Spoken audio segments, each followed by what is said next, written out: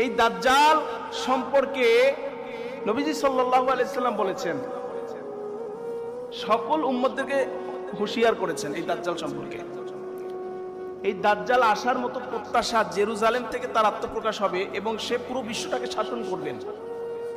পুরো বিশ্বটা শাসন করতে হলে তার হাতে অর্থনীতি, সামাজিক নীতি, ক্রিপ্টোকারেন্সি সহ আপনার বিশ্বের সমস্ত মিডিয়া সহ, মিডিয়া মেইন ভূমিকা পালন করতেছে এখন মিডিয়া।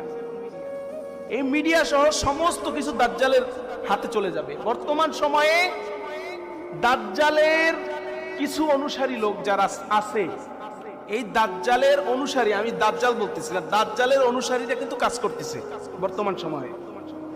যারা দাজ্জাল আসার অপেক্ষা করতেছে তারাই দাজ্জালের অনুসারী, ঠিক কিনা? এই দাজ্জালের অনুসারীরা কিন্তু বর্তমান সময়ে কাজ করতেছে।